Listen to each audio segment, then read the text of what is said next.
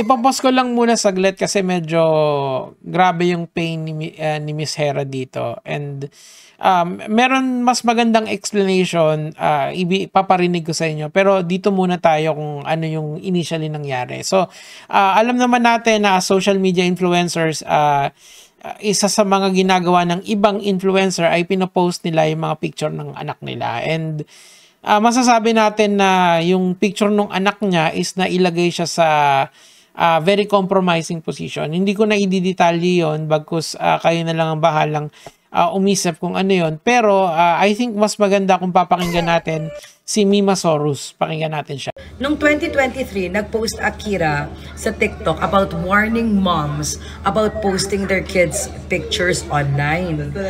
Guys, sobrang tagal ko nang nag-work sa cybersecurity at sa content moderation. And I can attest na napakaraming predators, PDF onlines ang nag-grab photos to feed their fantasies. Kaya lalo na ngayon may AI na, 'di ba? So I'm not saying na wag kayong mag-post ng pictures ng mga anak nyo. Pero ang sinasabi ko lang, there are predators out there that will put them in a very compromising position. Okay, so makinig kayo kay Miss Mima Sorus kasi nga content moderation siya. Ito yung sa Google, yung nagtatanggal ng mga hindi kanais-nais na picture, yung sobrang obscene talaga. So ganun yung halos yung trabaho niya. So well, pakinggan tuloy natin, sige. Tigilan nyo na yung pagpo-post ng mga pictures ng anak nyo online, especially yung pagsali dyan sa mga baby photo liking contest na yan. Nagkakaroon ng opportunity yung mga PDF files na yan to take advantage of your children without you knowing it. Especially right now, sa power ng AI to make videos out of photos. Guys, most recently lang merong nahuli sa US. Okay, so ipopost ko na dyan and pumunta na lang kayo dito sa TikTok page ni Mima Sorus Rex kasi after that, after umiyak ni Queen Hera, after a few days nagpost uli siya to update us kung ano na ba yung status ng case. Pero eto talaga yung mainline nitong issue na to eh. I mean, of course it is okay to share your moments dito sa internet with your friends, with your loved ones, pero again, ang sinasabi ko dito yung inherent risk ng posting kasi nga it's the internet, kahit ano pwedeng mangyari dyan basta merong kang naiwan na photo. Now, let's go back to Queen Hera and let's listen to her sa update niya. Sinong magulang, I think, na mahal yung kanilang anak, ay mararamdaman yung nararamdaman ko ngayon. Hindi ko alam kung paano ko mag-start ng araw ko ngayon. Exactly. Hindi ko alam kung iiwan ko ba yung mga anak ko para magtrabaho. So, parang victim blame siya ng ibang tao na napaka-OA daw. Well, ang point kasi dyan, of course, gusto niyang ipakita sa inyo that she is a grieving mother. And ano na kasi yan naging standard na kasi yan pag mga social media influencer, lalong-lalo na yung business nila, yung buhay nila is naka-tie-in sa social media. Karaniwan talaga naglalabas yan ng sama ng loob sa internet. And hindi lang yun eh. Very good nga na pinaalam niya sa atin kung ano yung nangyari sa kanya. Kasi hindi madali yun. Halimbawa, wala siyang platform. Let's say normal na tao lang siya na merong ilang friends lang, 'di ba? How can she make all her followers aware of the inherent risk ng internet, 'di ba? Some of these people are very oblivious. Meron ngang naniniwala sa AI 'di ba? Nakita naman natin 'yon, senador pa mismo. Paano pa kaya yung mga ganito na compromising, 'di ba? So, again, very important tong piece of speech na sinabi ni Queen Hera para alam natin yung risk. Kasi talagang, it's the modern age. Merong yung advantages, meron din yung disadvantages. Now, tumuloy tayo dito sa mga post niya. Ako na gumawa ng napakaraming video. Awareness na lang para sa mga awareness. No, kaya ko to ginagawa. Kasi sobrang sakit makita ang picture ng anak mo nakadikit sa mga larawan na yun. Kahit sabihin natin inedit yung picture. Nilagay lang doon. This is a very serious matter. sobrang seryoso, sobrang sensitive nito. Kaya awareness na lang para sa mga magulang na mahilig mag-post ng mga bata. Sabi, yung inherent risk, 'di ba? Sabi din ni Mima Soros, 'di ba, yung mga nagpapalike ng video, nagpapalike ng mga pictures. That's the inherent risk talaga po. Sana malaman natin 'yan. Kaya ako, kita nyo, yung private life ko, hindi nyo alam masyado. Kasi nga, takot din ako sa dami ko ng kaaway dito sa internet, diba? Tuloy natin. Sabi ng kaibigan ko, meron silang specific na type. Yung mga batang nakapusod, yung mga batang naka-swimsuit, yung mga batang nagdedede, yung mga batang... Grabe. Kahit kumakain o sinusubuan, yun po ang kinukuha nila. At sobrang bilis lang makuha sa social media.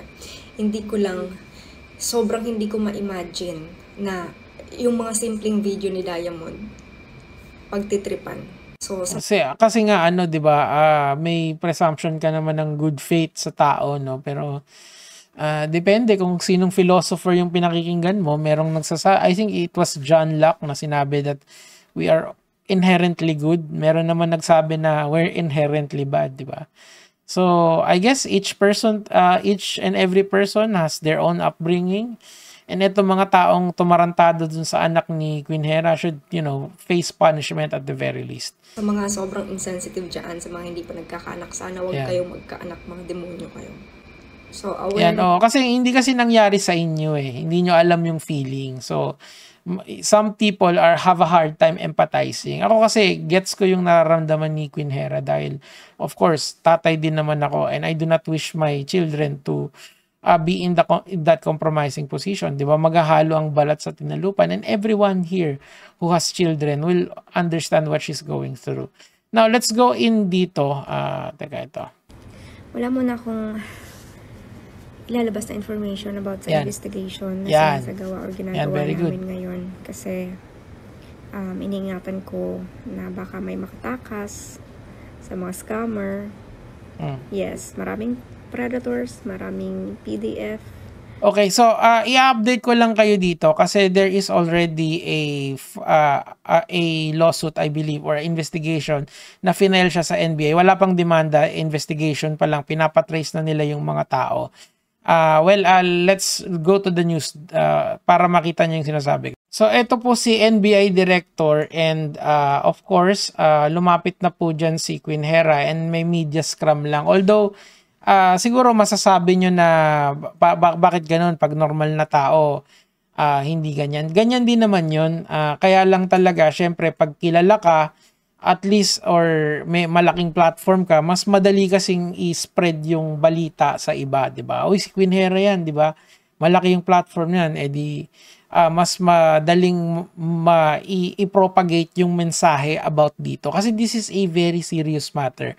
Mga kamatis, mga kaibigan, this is no joke. Hindi, kita nyo, wala halos yung mga pinipindot ko na kalokohan, di ba? Kasi, ang point kasi dito, mga kamatis, mga kaibigan, everyone is vulnerable here na nagpo-post ng picture. Whether it's your children, whether it's your wife, whether it's your girlfriend, whether it's you, there is a potential na maganito ka.